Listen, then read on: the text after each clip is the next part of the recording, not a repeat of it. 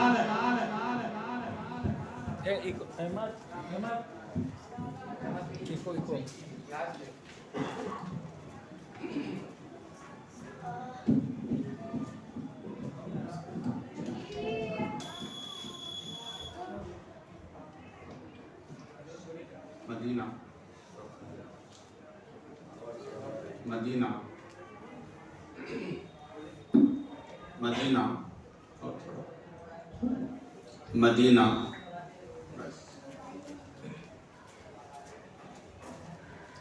الفاتحہ الی حضرت النبی صلی اللہ علیہ وسلم.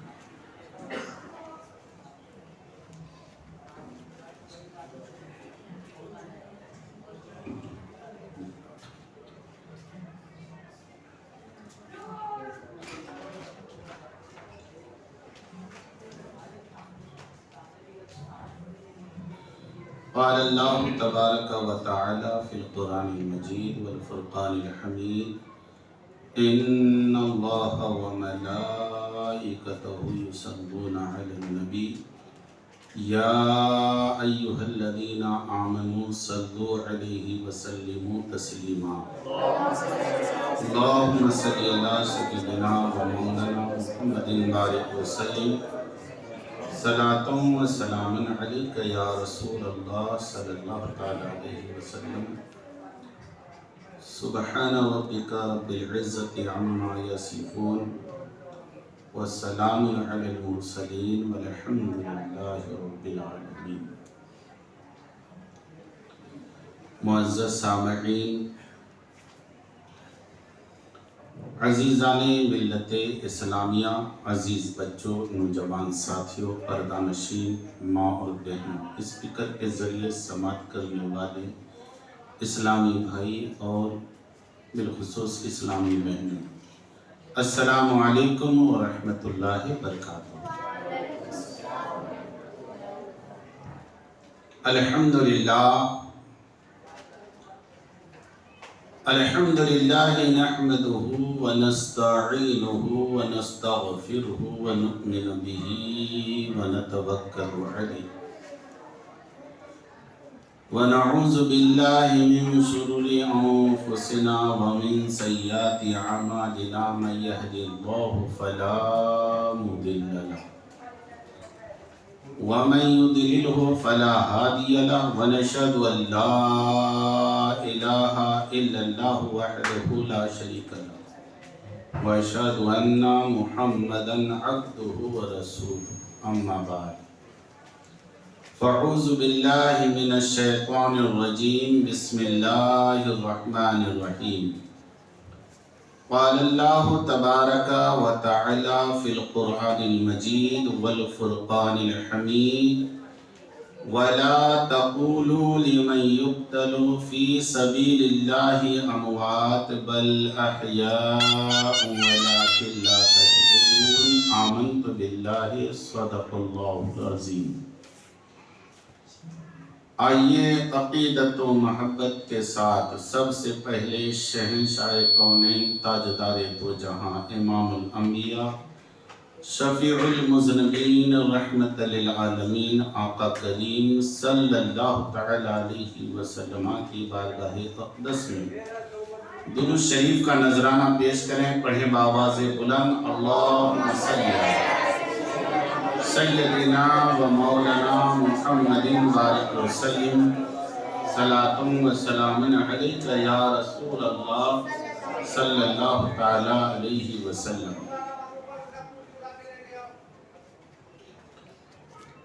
معزز سامعین، جس آیت کی میں نے تلاوت کی ہے، اللہ رب العزت پروردگار عالم قرآن پاک میں ارشاد فرماتا ہے وَلَا تَقُولُوا لِمَنْ يُقْتَلُ فِي سَبِيلِ اللَّهِ أَمْوَاتٌ بَلْ أَحْيَاءٌ وَلَكِنْ لَا تَشْعُرُونَ۔ جو لوگ اللہ کی راہ میں قتل ہو جائیں انہیں مردہ نہ کہو، وہ زندہ ہیں، ان کی زندگی کا شعور نہیں۔ عزیزان ملت اسلامیہ، قرآن پاک پر ایمان لانا، قرآن پاک کی ہر چھوٹی بڑی آیتوں پر ایمان رکھنا مسلمان پر قائم ہونے کے لیے بہت ضروری ہے، بلکہ فرض عین ہے۔ قرآن کریم کے احکامات کا انکار کرنا خارج از اسلام ہے، اور قرآن نے تمام قوانین کو اپنے انداز میں بیان فرمایا ہے، وہ فصاحت و بلاغت ہے کہ جس کے لیے بڑے بڑے فصحاء بلغاء دعویٰ کرتے رہے ہم قرآن کی طرح، قرآن کے مثل کتاب بنا سکتے ہیں، لا سکتے ہیں، لیکن قرآن کے سامنے سبوں کو گھٹنا ٹیکنا پڑا۔ قرآن وہ عظیم کتاب ہے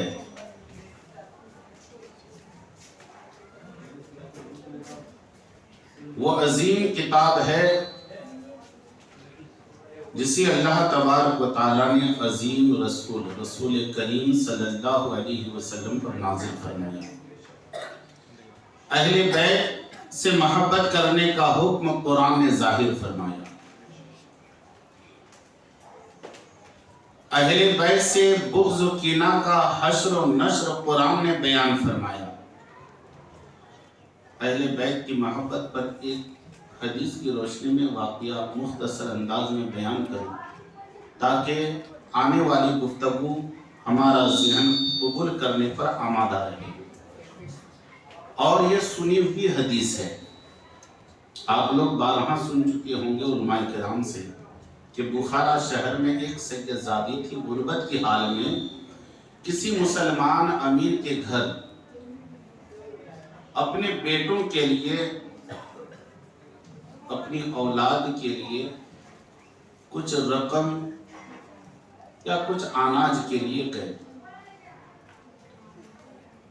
اور واسطہ دیا اور کہنے لگی کہ میں آل رسول ہوں، میری ذاتی رقم سے مدد کی جائے۔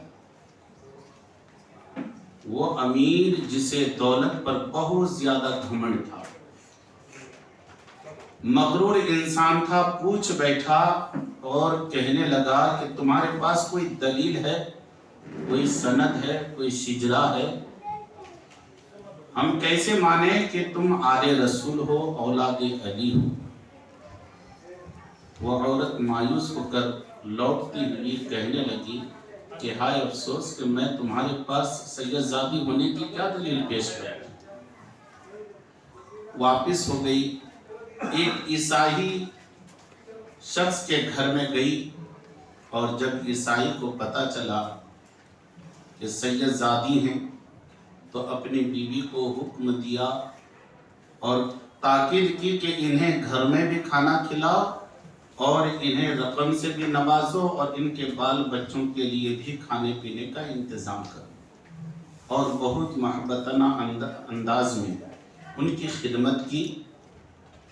رات ہو گئی، وہ مسلمان جو سید زادی سے دلیل مانگ رہا تھا، خواب میں دیکھا کہ میدان محشر قائم ہے،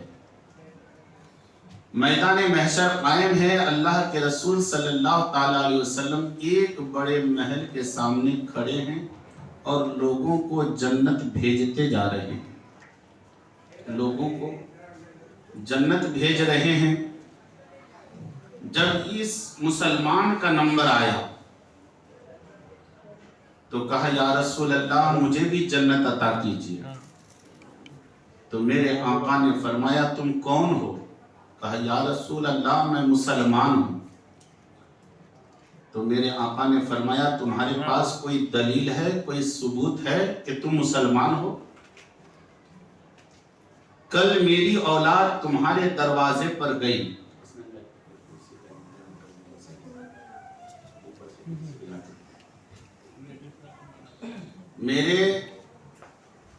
تمہارے دروازے پر میری اولاد گئی تھی، تم نے سید زادی ہونے کی دلیل مانگی، ان سے شجرہ طلب کیا، آج اگر تم مسلمان ہو تو بتاؤ کہ تمہارے پاس کوئی دلیل ہے؟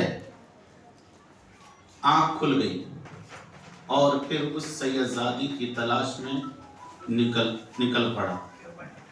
معلوم ہوا کہ ایک عیسائی کے گھر میں وہ سید زادی ہیں۔ اس عیسائی سے کہنے لگا کہ میری آدھی